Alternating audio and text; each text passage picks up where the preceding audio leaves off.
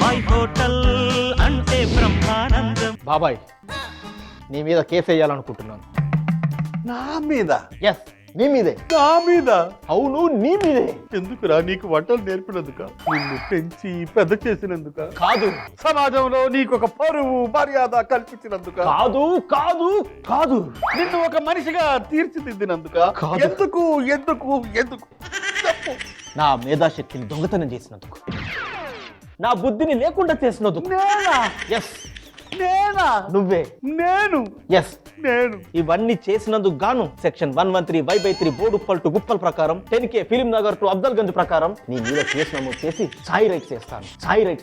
చాయ్ right ఏంద్రా? Copyright ఉంటుంది కానీ. నేను కాఫీ తాగను, అందుకే ఛాయ్ రైట్స్ చేస్తున్నాను నీ మీద. నువ్వు నాకు చేసిన మోసానికి. నేను నీకు చేసిన మోసం ఏంటి? నేను నీకు చేసిన దగా ఏంటి? అందుకే నాకు అర్థమే కావట్లేదురా. ఇవన్నీ చేసావు కాబట్టి నీకు సామాన్లు పంపుతాను. ఇతర సామాన్లు? స్టీల్ సామాన్లు? కోర్టు సామాన్లు. సామాన్లు కాదురా. ఎవరే ఇంకొక సెక్షన్ సామాన్లు కాఫీయో టీయో అవన్నీ నాకు సంబంధం లేదు బాబాయ్. నీ నుంచి నేను 50 లక్షలు జరిమానా విధించి ఆ డబ్బుతో ఇంకొక హోటల్ కట్టుకుంటాను. ఏది? నా హోటల్ ఎదురు కాదు. ఎస్, ఇంకో హోటల్. న్యూ బాబాయ్ హోటల్. ఎంత కుట్రవన్నీ నా మేధస్సును దోచేస్తావా నువ్వు? నువ్వు కేసు ఓడిపోతావు. ఎందుకు ఓడిపోతావు?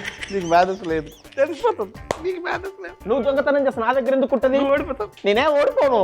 ఓడిపోయే లోపల ఒక వంట చేసుకుందాం. నేనే ఓడిపో. బాబాయ్ హోటల్ మరి ఇప్పుడు చేసుకోబోయే వంటకం వెల్లుల్లి కారం చారు.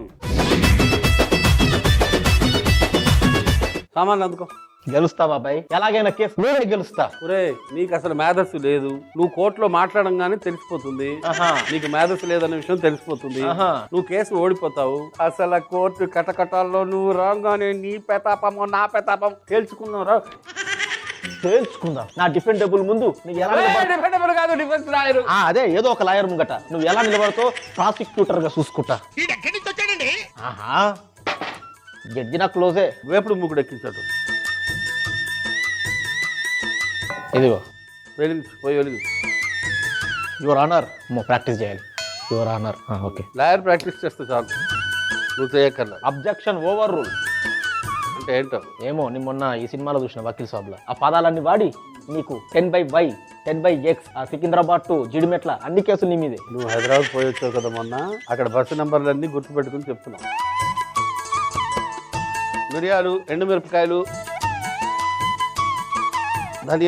ధనియాలు, పచ్చిశనగపప్పు, మినపప్పు. మరి అవి రెండు ఎద్దురు టైం ఉంది.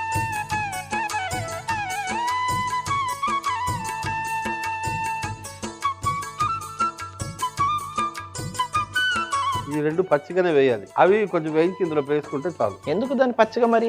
ఆ ఒక్క రెండు మాత్రం. అదే దాని గొప్పతనం, అదే దాని ప్రత్యేకత.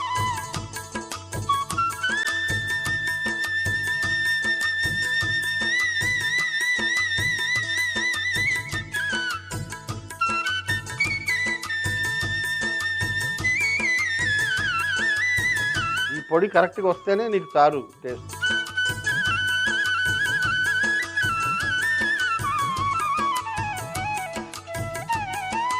సరే, పోయి కట్టేయాలా?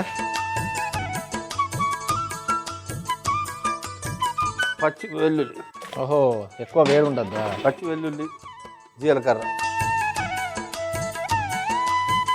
కొంచెం కల్లుపోయి అందులో. ఇందులోనేనా?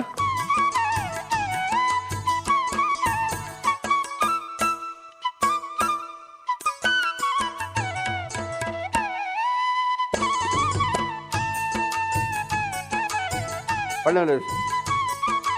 చల్లార పెట్టాలనా? ఇప్పుడు ఆ గిన్నె ఎక్కించు పొయ్యి మీద. నూనె ఒక 5-6 గంటలు నూనె. పొయ్యి ముట్టేయాలి కదా ముందు. తామడం పైన పెట్టు. నూనె ఎంత వేయాలనో కరెక్ట్గా చెప్పు. 6. ఇది కూడా ఒక కోర్టు లాంటిది.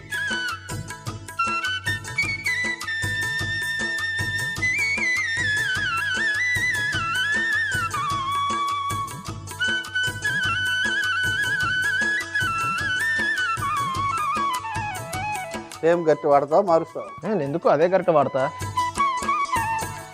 ఆవాలు. నీకు బాగానే చెప్తావు, కడిగేది నేను చెప్తున్నా కదా. నా మేధాశక్తి దోచేసి నా కష్టాల పాలు చేస్తున్నావు నువ్వు. ఇప్పుడు ఏంటి ఏం లాభం? మనిషి కటకటాల్లో నిల్చున్న ఏమంటారు దాన్ని, ఆ నిల్చునే భంగిమని బట్టి జడ్జి గారు అంచనా వేస్తారు తెలుసా.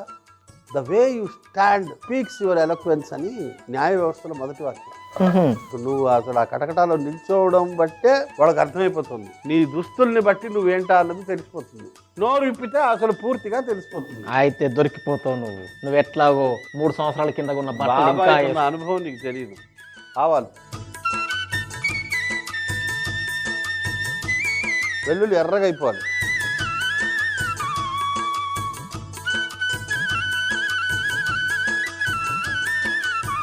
కోర్టులో ఇంత ఉంటుందా? చాలా ఉంటుంది. కోర్టు అంటారు ఏమనుకుంటున్నావు? పోలే, మాకు పెద్ద పెద్ద పరిచయాలు ఉన్నాయిలే.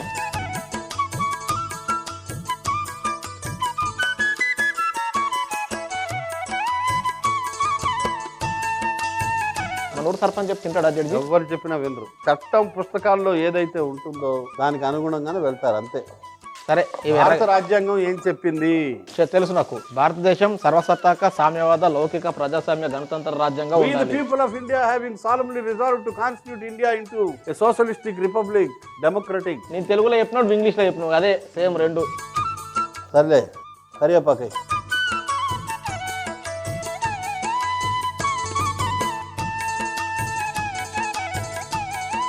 పచ్చిమిర్చి కొంచెం వేయి.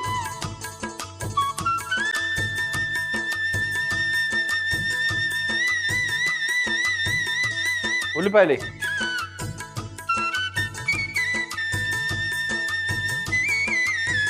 ఉప్పు ఎంత వేయమంటావు? కొంచెమే, ఇందులో ఆల్రెడీ వేసాం కదా.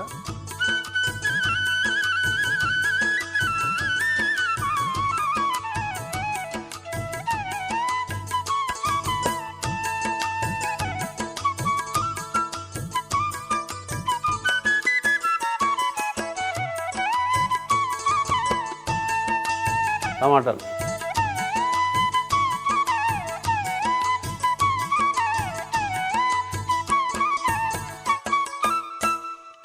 పసుపు వేసి కలుపు.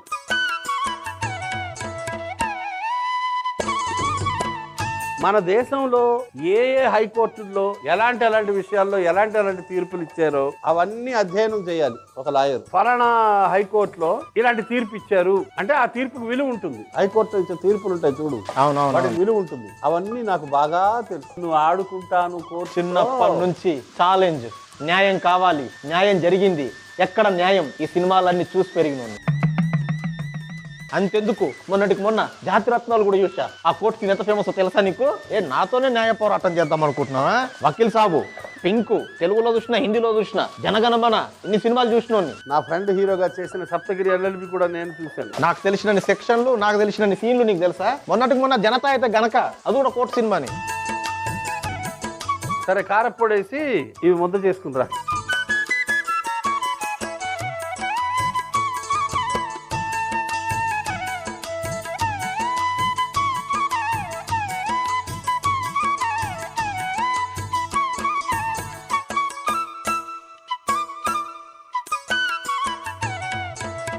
చింతపండు జలాలు వేసి ఒక 10-15 నిమిషాలు అలా ఉడికితే సరిపోతుంది. ఈ లోపల ఇది పొడి చేసుకుంటారా. పోయానా? నీళ్ళు ఎన్ని పోయాలా?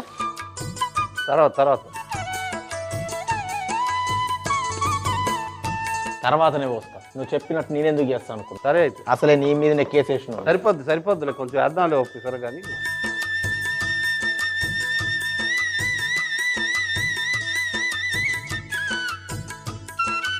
నేర శిక్షా స్మృతి అంటే తెలుసా? తెలుసు. ఏమిటది?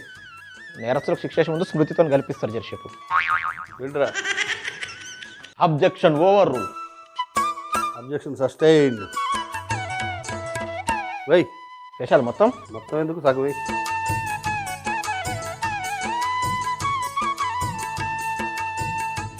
ముప్పావు చాలు వెల్లుల్లి కారం, ఒక సగం జగ్గు నీళ్ళే. ఈ వెల్లుల్లి కారం అన్నంలో బాబా ఆహా, ఎంత బాగుంటుందో. నీళ్ళే ముందు.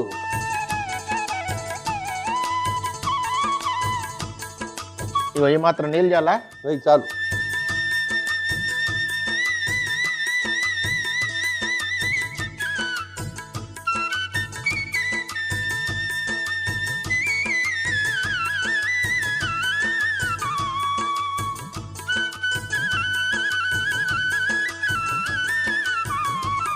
నిన్ను పప్పు కింద కోర్టులో ఓడిస్తాను.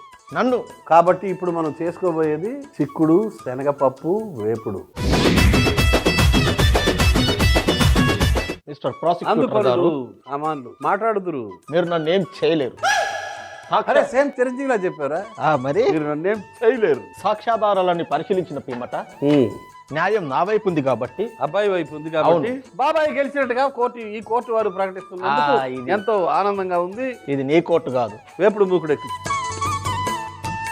మూకుడు తర్వాత ఇది ఎంతసేపు మార్గాలి అది చెప్పు. 10 నిమిషాలు. ఈ పాయింట్ నువ్వు మర్చిపోయిన కారణంగా నీ మీద మళ్ళీ కేసేస్తా.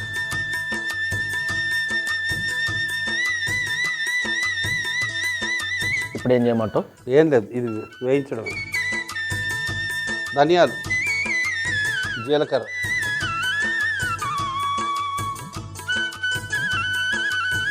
ఎండుమిరపకాయలు వేసి. అదేందా తాలింపు కోసం కాదా ఇది?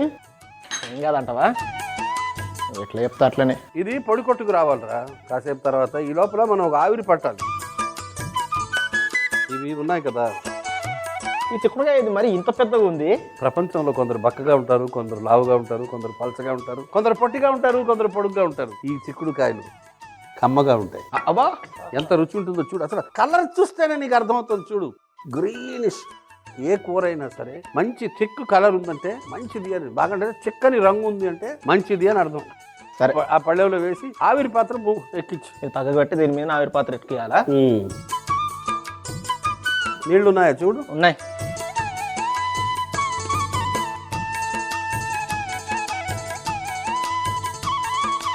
చిక్కుడుకాయలను అందులో వేసి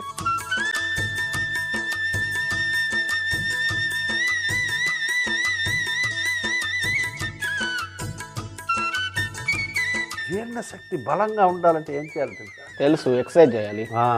అలాగే తినేటప్పుడు ఎంత అన్నం తింటామో అంత కూరగాయలు తినాలి. మరి అప్పుడు అన్నం ఏడ తింటాం? ఇక కూరగాయల మొత్తం తింటే అదే కదా చాలా మందికి తెలియని విషయం. నువ్వు అరుణాచలంలో రమణ మహర్షి ఆశ్రమానికి వెళ్ళు, వాళ్ళు కూరలు ఎక్కువ పెడతారు, అన్నం తక్కువ పెడతారు. అవునా? అందుకే ఆరోగ్యంగా ఉంటారు అక్కడ జనాలు. అక్కడ అందరు ఇంగ్లీష్ వాళ్ళే ఉన్నారు బాబాయ్. ఒకరోజు అన్ని రకాలు ఉంటారు, అందరూ ఉంటారు. నువ్వు వెళ్ళిన టైంకి వాళ్ళు ఉన్నారేమో. అంత ప్రశాంతంగా ఉంటుందంటే అక్కడ.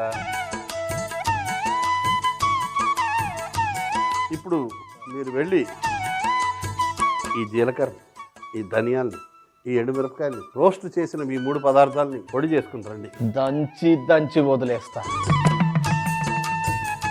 దంచి వదిలేస్తావా? ఎవరిది?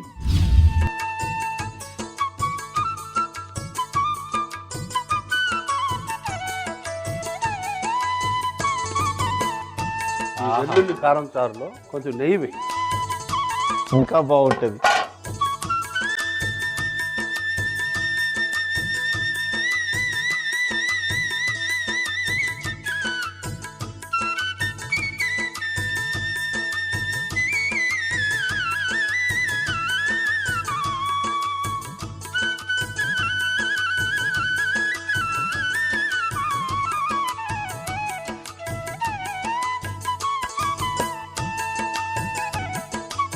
మూకుడు లగా పొయ్యి జలావు.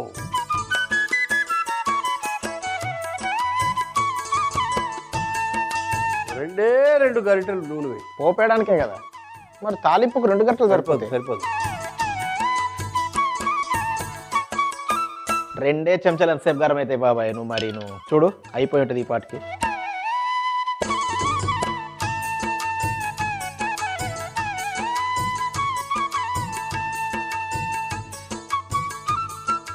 మూలంగా 50 మందికి తెలియజేయనేది ఏమనగా, నూనెలో ఆవాలు వేసి తిమి.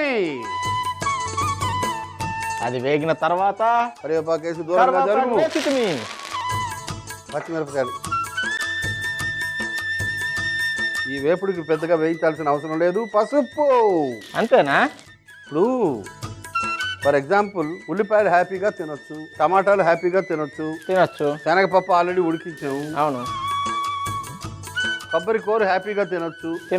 మరి ఎందుకు అని ఎగేసుకుని కొంచెం ఉప్పు మిగతా కూడా? ఎందుకంటే చిక్కుడుకాయలు ఆల్రెడీ ఉడికిపోయాయి. మాట్లాడే అవకాశం ఇవ్వకుండా అదే నీ రేపు కోర్టులో నీ పరిస్థితి. చూసుకుందాం.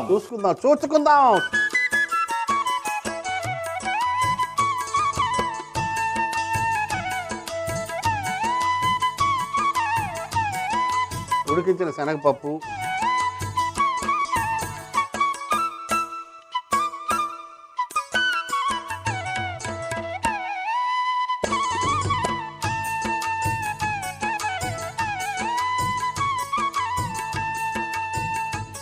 టమాటీలు,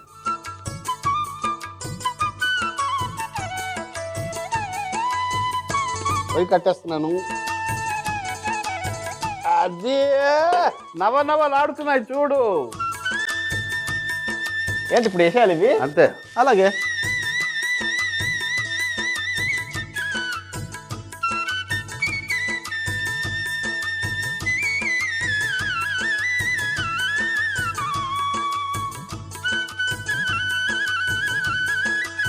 ధనియాలు, ఎండుమిర్చి, జీలకర్ర పొడి. ధనియాలు, జీలకర్ర, ఎండుమిర్చి పొడి. అండ్ ఫైనలీ యువర్ ఆనర్ కొబ్బరి కూరు.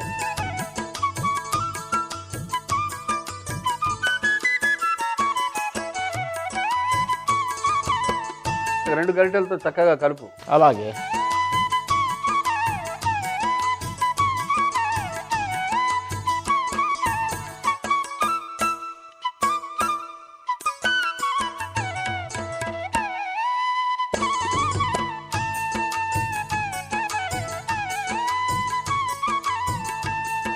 బాగా నూనెలో వేయించి వాటిలో ఉండి పోషకాలని నాశనం చేసి తినే బదులు ఎక్కువగా వేయించకుండా ఆ పోషకాలని రక్షించుకుంటూ చక్కగా చేసే ఒక మంచి సాత్వికమైన వంటకం పొయ్యి కట్టే చాలు. ఇవన్నీ శుభ్రం చేసి చెప్తా మళ్ళీ. బాబాయ్ మొత్తం క్లీన్ చేసేసిన. పింగాణి పాత్రలో చారు మార్చి ఇప్పుడే మార్చేసి వెల్లుల్లి కారం చారు తొందరగా వడ్డించి కోర్టులో తేల్చుకుందాం. వెల్లుల్లి కారం చారా వా.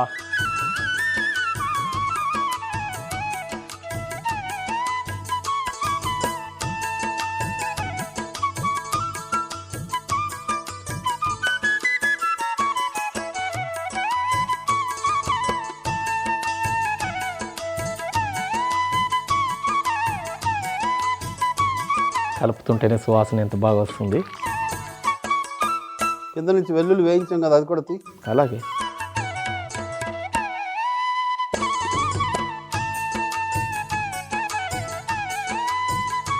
అది ఏరుకుని తినాలి. రక్తం అసలు ఇలాగ ప్రవహిస్తుంది స్వేచ్ఛగా. ఎక్కడికి? శరీరంలో. వెల్లుల్లి తింటే ఇంకా అది జరిగేది అదే కదా, ఎలాంటి గుండెపోటు రాదు.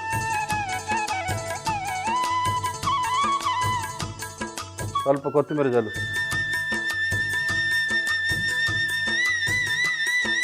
చిక్కుడు, శనగపప్పు వేపుడు, విస్తరాకు పరిచిన చెక్క పాత్రలు.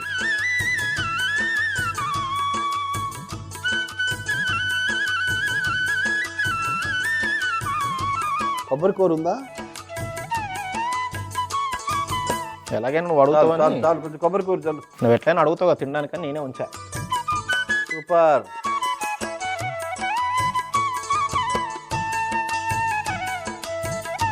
రెండు వంటలు సిద్ధం. వెల్లుల్లి కారం చారు ఎలా తయారు చేస్తాం? వెల్లుల్లి కారం చారు ఎలా తయారు చేస్తానంటే, ముందుగా మూకుడులో మిరియాలు, ఎండుమిరపకాయలు, ధనియాలు, పచ్చిశనగపప్పు, మినప్పప్పు, పచ్చి వెల్లుల్లి, జీలకర్ర, కల్లుప్పు వేసి వేయించి పొడి చేసుకుని పక్కన పెట్టుకోవాలి. గిన్నెలో నూనె వేసి వేడెక్కిన తర్వాత ఆవాలు, వెల్లుల్లి, కరివేపాకు, పచ్చిమిర్చి, ఉల్లిపాయలు, ఉప్పు, టమాటాలు, పసుపు ఒకసారి కలిపి అందులోని కారం, చింతపండు నీళ్లు వేసి మరిగించుకొని ఇప్పుడు మరుగుతున్న మిశ్రమంలో మనం ముందుగా తయారు చేసుకున్న వెల్లుల్లి కారం కూడా వేసి సరిపడా నీళ్లు పోసి ఒకసారి కలిపి చిన్న మంటలో 10 నిమిషాలు మరిగించుకొని పైనుండి నెయ్యి వేసి ఒక గిన్నెలోకి తీసుకుని కొత్తిమీర వేసుకుంటే వెల్లుల్లి కారం చారు రెడీ. చిక్కుడు శనగపప్పు వేపుడు ఎలా తయారు చేస్తావు? చిక్కుడు శనగపప్పు వేపుడు ఎలా తయారు చేస్తానంటే, ముందుగా వేపుడు మూకుడులో ధనియాలు, జీలకర్ర, ఎండుమిరపకాయలు వేసి వేయించి పొడి చేసుకొని పక్కన పెట్టుకోవాలి. ఇప్పుడు ఆవిరి పాత్రలో చిక్కుడుకాయలు వేసి ఆవిరి పట్టించుకోవాలి. ఒక మూకుడులో నూనె వేసి వేడెక్కిన తర్వాత ఆవాలు, కరివేపాకు, పచ్చిమిర్చి, పసుపు, ఉల్లిపాయలు, ఉప్పు వేసి అందులోనే ఉడికించిన శనగపప్పు, టమాటాలు, ఆవిరి పట్టించిన చిక్కుడుకాయలు, మనం ముందుగా తయారు చేసుకున్న పొడి కూడా వేసి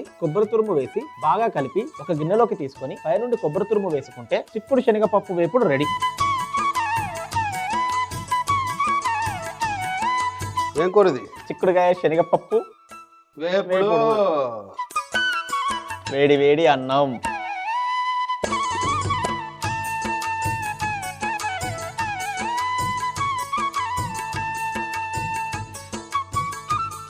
ఆహాహాహా, వెల్లుల్లి కారం చారు బాబాయ్. వెల్లుల్లి వెల్లుల్లి వెల్లుల్లి వెల్లుల్లి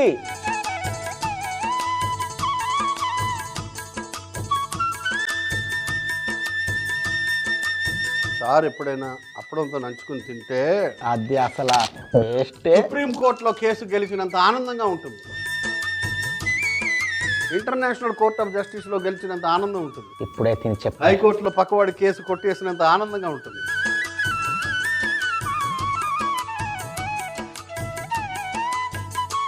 అబ్బా సూపర్ ఉంది బాబాయ్. అంతే, సూపర్. చిక్కుడుకాయ శనగపప్పు వేపుడు. చిక్కుడుకాయ శనగపప్పు వేపుడు ఎలా ఉంది?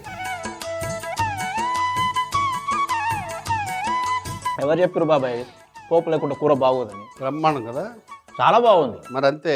అవునరా, నాకు తెలియక అడుగుతాను. అడుగు బాబాయ్. ఈ ఇంత మంచి బాబాయిని పట్టుకుని కాపీరైట్ కేసు వేయాలనే ఆలోచన నీకు ఎలా వచ్చింది? అసలు ఎందుకు వచ్చింది? ఒక్క కేసు కాదు 4 కేసులు వేయాలి నీ మీద. అసలు ఎందుకు? లేకపోతే ఏం చేశాడు ఈ బాబాయ్? ఏం చేశాడు ఈ బాబాయ్? ఏం చేశాడు ఈ బాబాయ్? సరిగ్గా గుర్తు తెచ్చుకో బాబాయ్. ఆ, కరెక్ట్ గా 3 రోజుల క్రితం ఆ, నేను మీకు ఒక గుడ్ మార్నింగ్ మెసేజ్ పంపించాను. పెట్టావు. నేను ఎంతో కష్టపడి పొద్దున్న 5:30కి లేచి మన చెరువు గట్టుకు పోయి నేనే మన ఫోటో తీసి నా మేధస్సు మొత్తం ఉపయోగించి దాన్ని ఎడిట్ చేసి మీకు గుడ్ మార్నింగ్ అని మెసేజ్ పెడితే నా పర్మిషన్ లేకుండా వేరే వాళ్ళకి ఆ పిక్కు పెట్టినందుకు నీ మీద కేసేసి 50 లక్షలు లాగుతా. గుడ్ మార్నింగ్ చంటి. చంటి, ఒక చిన్న విషయం. ఒక 10 రోజుల క్రితం నాకు ఒక గుడ్ మార్నింగ్ మెసేజ్ పెట్టావు చూడు, సూర్యోదయం బొమ్మ. అది నువ్వు తీసిన ఫోటోయే కదా?